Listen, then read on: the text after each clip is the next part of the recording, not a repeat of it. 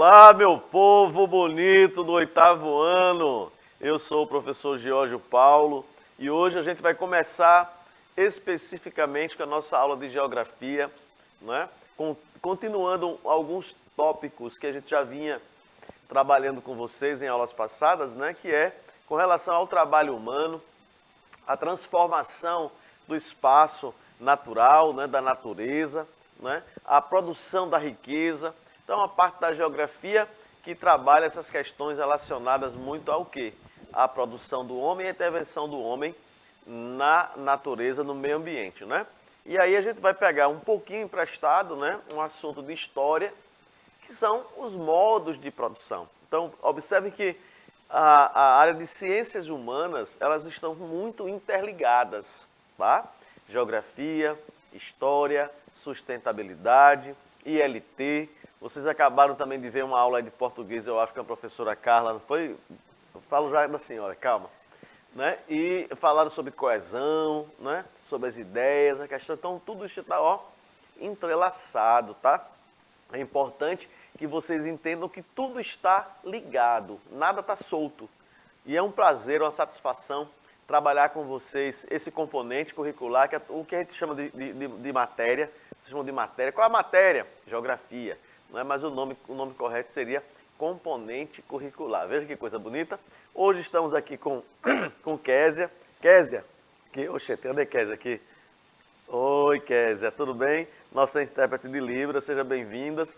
Pessoal, mais uma vez eu gosto sempre de falar também, de agradecer, gente, o pessoal da técnica, do estúdio, né, a Dalila, a Billy Paul, não é? Por quê? Porque é o pessoal que faz com que essa mágica aconteça, leve para você uma imagem. Eu não sou o professor do rostinho lindo, mas sou o matutinho lindo, não é? Vindo lá de Condado para o mundo, trazendo informações para vocês. E hoje eu trago também uma professora que ela é sabida que só, rapaz, em geografia, né? Em LT. É a professora Vanessa. Seja bem-vinda, professora Vanessa. Obrigada, professor. Olha, eu aqui de novo, né?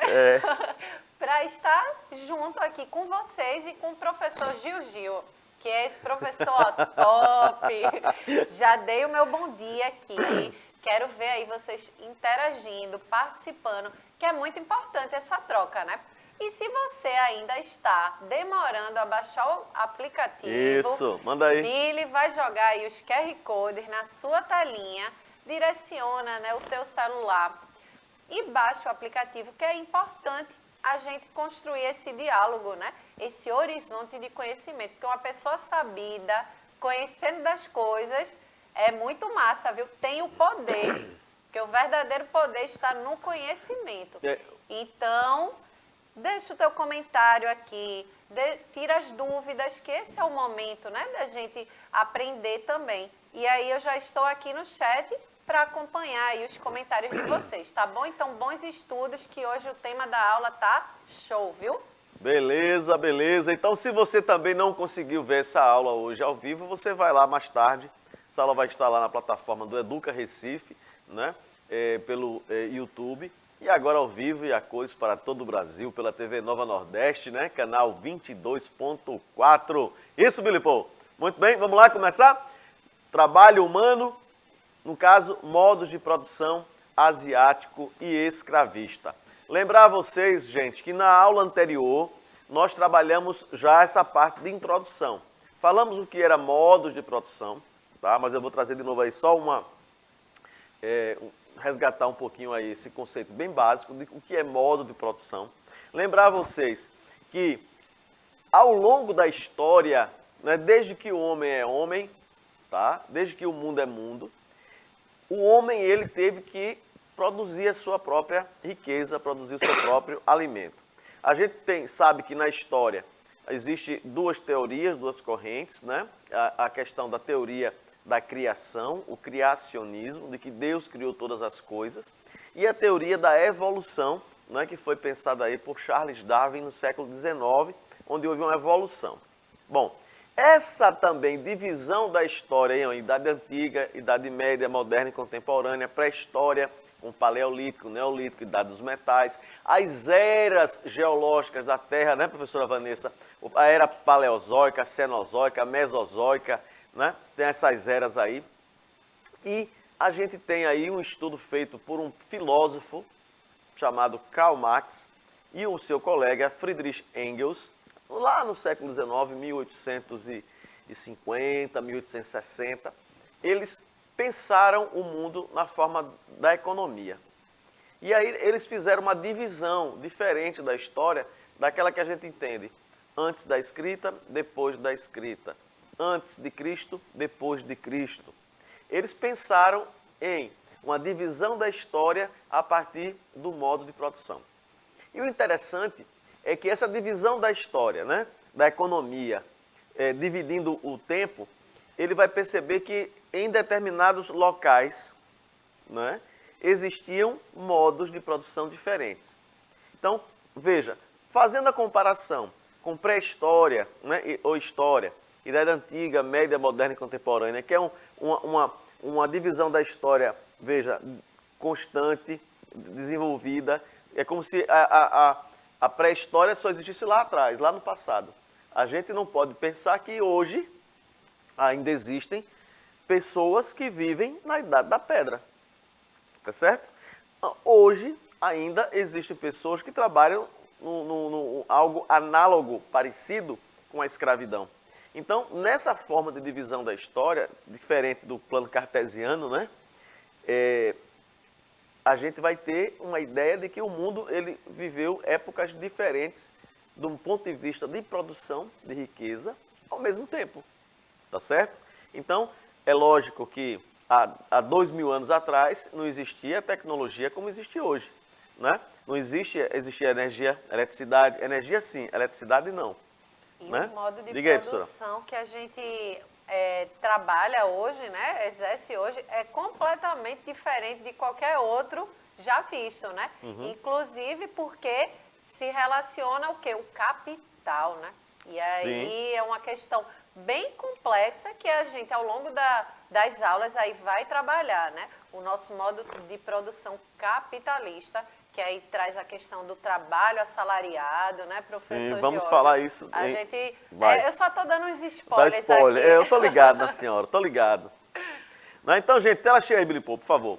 Então, no modo de produção, ó, é a maneira pela qual a sociedade produz seus bens e serviços. Aí tem uma operaçãozinha aí, feita matemática, viu, professor? Lá embaixo, ó.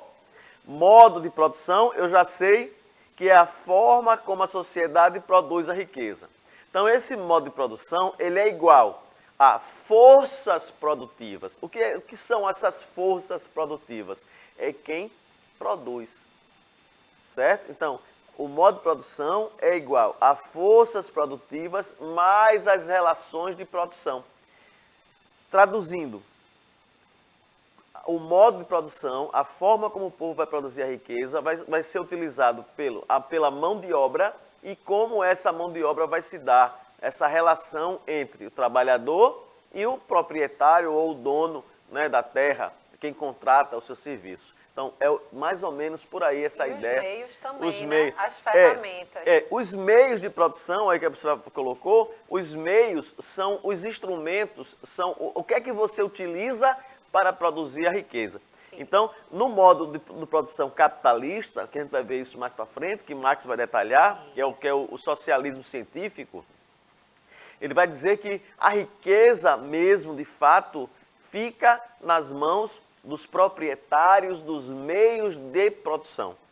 Então, os meios de produção seriam, a gente vai ver isso aí, terra, máquina, dinheiro, que é o capital, né? E o trabalhador, ele é dono apenas da sua força de trabalho, tá certo? Então, o trabalhador, ele acaba vendendo a sua força de trabalho em troca de um salário. Por isso, sistema assalariado, e o trabalhador chamado de proletariado, prole do latim filho, filho do sistema assalariado.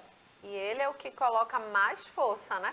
O proprietário, ele só tem ali o meio de produção, né, a riqueza, E tem ainda uma palavrinha aí, a mais-valia também, Sim. que é um conceito que vocês vão ver. E também na sociologia, mais à frente, né, no ensino médio, também vai ver mais detalhadamente, aprofundar sobre esse assunto. Mas é basicamente isso que o professor Giorgio colocou, né?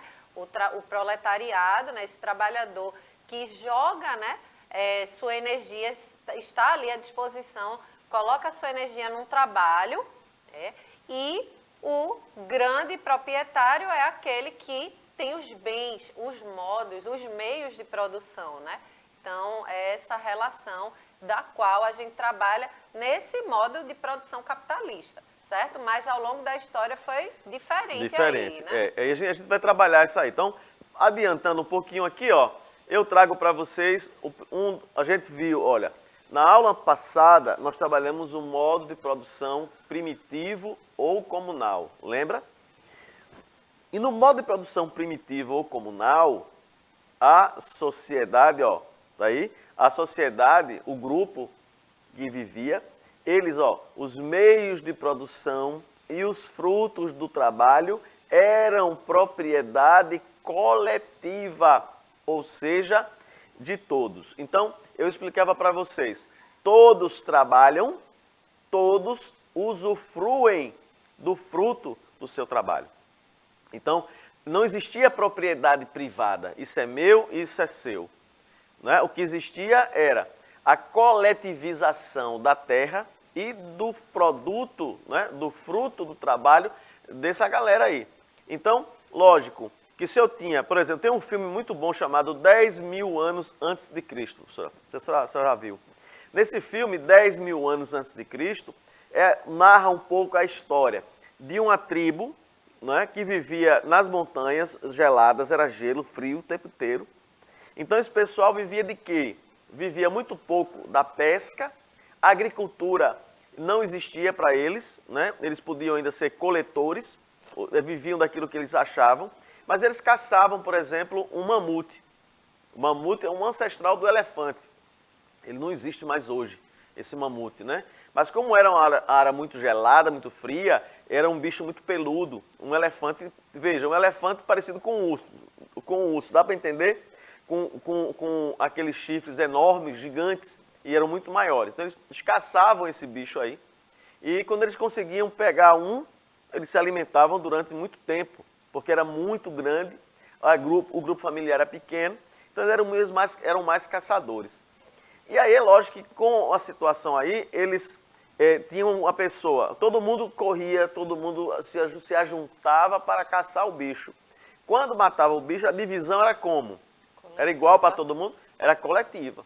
Então, se tinha uma família com 2, 3 pessoas, ou uma família com uma só, uma família com 10, era dividido proporcional ao número da família. E geralmente eles tinham um caldeirão comum, na hora da refeição todo mundo comia do mesmo jeito.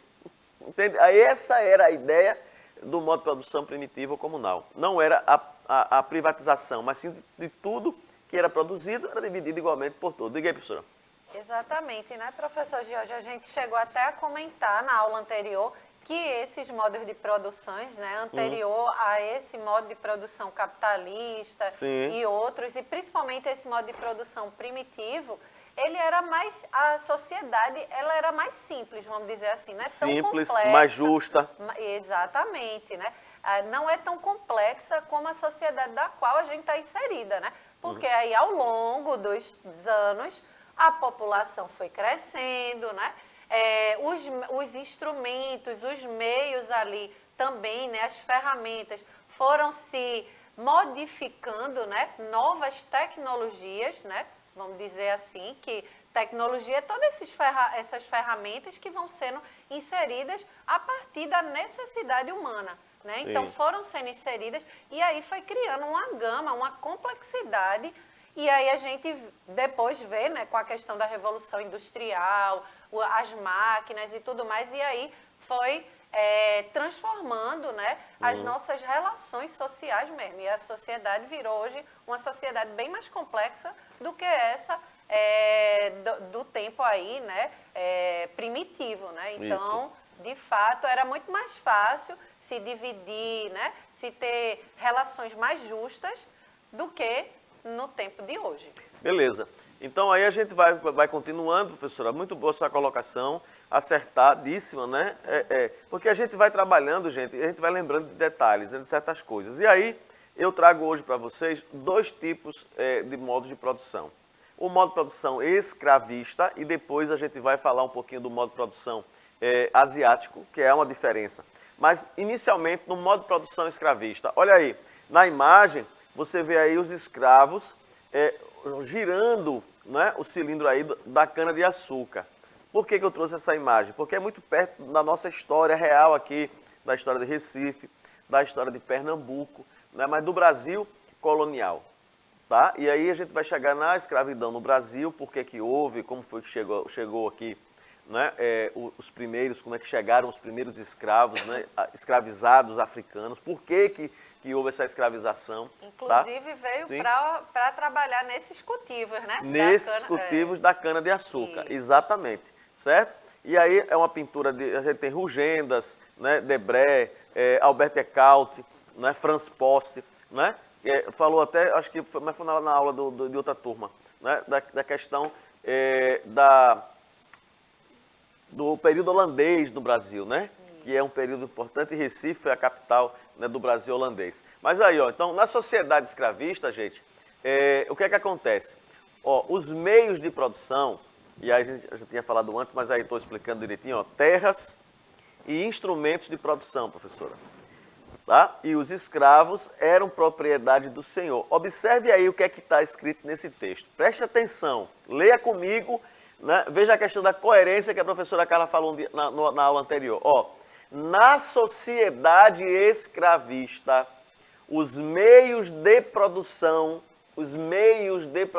ó, sem distinção, terras, instrumentos de produção, e os escravos eram propriedade do Senhor. Entenderam aí bem?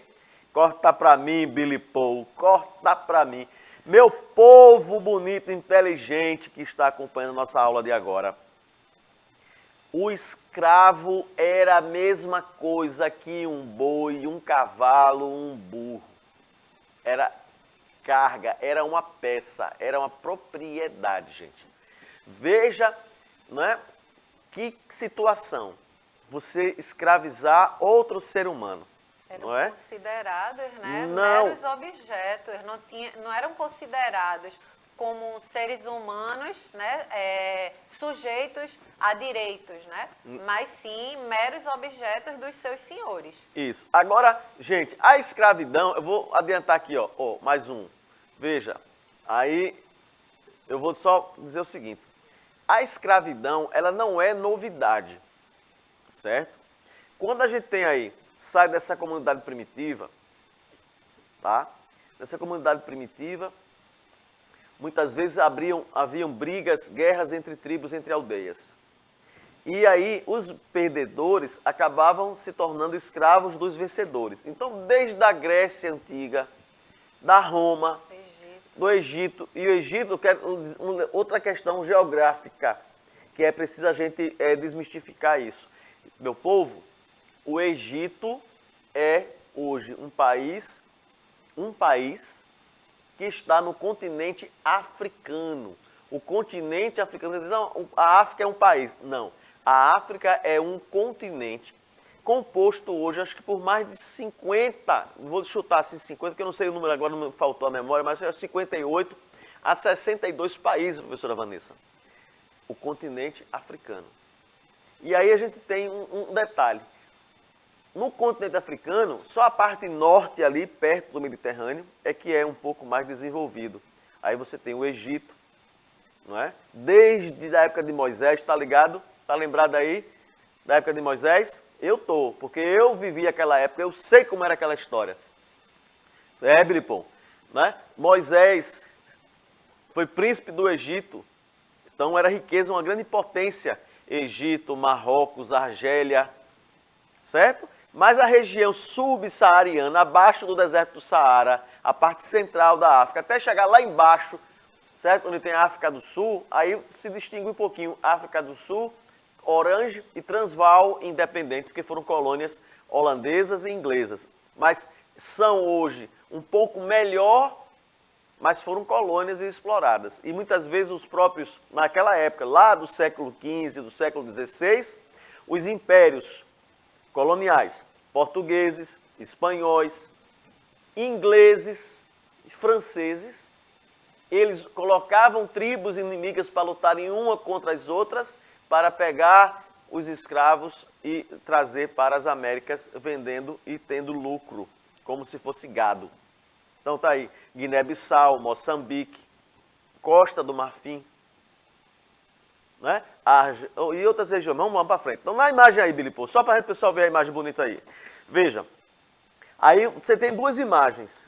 Nessas duas imagens, mesmo sendo em preto e branco, você vê numa imagem aí da sua esquerda, crianças, mulheres, trabalhando na agricultura, brancas. E na outra, escravos negros, africanos, também homens, mulheres e crianças, trabalhando no cultivo do algodão. A gente tem o cultivo do algodão nas 13 colônias inglesas da América do Norte, e hoje Estados Unidos, a região sul, Carolina do Sul, a Califórnia, aquela região ali de New Hampshire, de Nova York, que era antes a Nova Amsterdã. Ou seja, a parte norte dos Estados Unidos era de comercial, mas a parte sul das 13 colônias trabalhava com a mão de obra escrava. Então, por que eu fiz questão de colocar ali a comparação entre pretos e brancos? Porque a escravidão, ela durante um bom tempo da história, ela não tinha distinção de cor nem de classe. Por exemplo, na Grécia Antiga ou na Roma, você encontrava professores escravos, médicos escravos, engenheiros escravos. Por exemplo, quem vocês acham que construíram aquelas grandes pirâmides do Egito? A maior parte, os maiores construtores, engenheiros e arquitetos eram hebreus. E viveram mais de 500 anos na escravidão.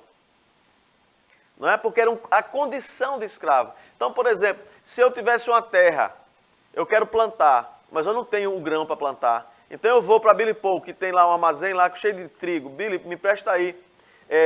Eu quero 4 sacas de milho. Eu vou plantar, vou tratar a terra. Quando eu colher, eu te pago, eu te devolvo as 4 sacas. Billy Paul, se eu quero 50%. Danou-se. Quer dizer, se eu peguei 4, eu vou pagar ele 4 mais 2, que é o imposto, o juro que ele me cobrou. Se porventura choveu muito, ou secou, uma seca da gota, a agricultura acabou-se, não tive nada, uma enchente, perdi tudo.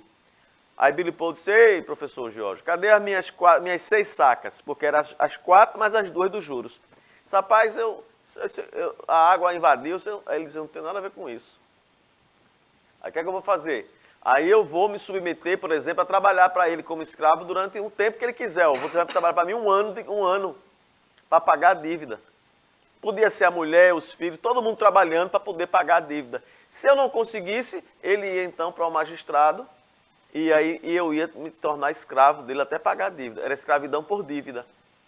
Existia. Vê que negócio, né? Mas enfim, vamos para frente que atrás vem gente. E aí, assim, o modo de produção escravista, as relações de produção eram relações de domínio e de sujeição, certo? Entre senhores versus os escravos. Então, era uma situação de briga. Então, os senhores que tinham as propriedades dos escravos e os escravos se submetiam a essa dominação do senhor pela condição de ser escravo. Então, inicialmente, lógico, quem foi capturado ou quem foi não ia de bom grado. Mas muitas vezes a questão da hereditariedade, os filhos nasciam escravos, na condição de escravos. E aí só lá mais para frente, né, com o movimento abolicionista, vamos ter a lei do ventre livre, que não serviu muito de nada. Lei do sexagenário, pior ainda, que o escravo com 60 anos, coitado, né? Enfim, vamos caminhando. Mais para frente, olha lá, mais para frente eu tenho um pequeno número de senhores exploravam a massa de escravos que não tinham nenhum direito. Mas aí, de novo, aí uma fábrica de algodão. E aí, observem depois, só por curiosidade, devia ter feito o desafio, Vanessa. Na bandeira do estado de Pernambuco, tem o escudo, o brasão, e tem 2 plantas ao redor do brasão, que eram exatamente a riqueza que produzia em Pernambuco. Certo? A primeira delas era a cana-de-açúcar e a segunda, o algodão. Viu, professor? Professor de matemática aí, o cabelo novo, mas mais velho do que a estrada. Tá lembrando, né? Tá lembrando, né? Eu tô ligado do senhor, viu? E aí, veja, o algodão, tá aí os escravos africanos trabalhando, né, na escravização, na produção do tecido. Então, plantar o algodão, imagine você, tem outro filme aí, 12 anos de escravidão, eu acho. Que é um filme que passou há uns anos atrás, tem um filme novo, nos Estados Unidos, onde a parte norte não havia escravidão, viu, Vanessa? Isso. Não havia escravidão, Era e o cara era um voltado- negro, Isso. era músico, tocava violino, beleza.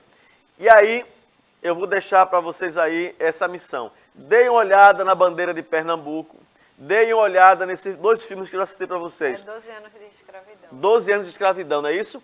Pronto. Muito interessante porque o cara era um negro, livre, na Carolina do Norte, nos Estados Unidos. Aí os caras acham ele interessante tocando, o que é que ele faz? Contrata ele para tocar num circo na Carolina do Sul, onde havia escravidão. Então o cara toca, faz uma festa, um sucesso danado, leva para o hotel, embebeda o negro, acho que dá o Boa Noite Cinderela no negão lá. E aí o que é que acontece? O que é que acontece? O cara dopado, já se acorda levando tapa, acorrentado, eu sou livre, não sei o que e tal. Eu disse, quem vai provar que você é livre aqui, meu amigo? E o cara vai para uma fazenda de algodão, sofre que só sovaco de aleijado. Né? Por quê? Porque não havia liberdade. Então o cara era livre, né? Mas eu não vou contar, não vou dar spoiler, não. Assistam lá, 12 anos de escravidão. Então a gente para por aqui hoje. Próxima aula a gente continua com esse assunto, porque a gente começa a falar, lembra da época que a gente era menino, né, Billy Paul? Aí pronto, esquece do tempo. Beleza, professora Vanessa? Se despeça do meu povo. Opa, que legal, gente. Massa aula.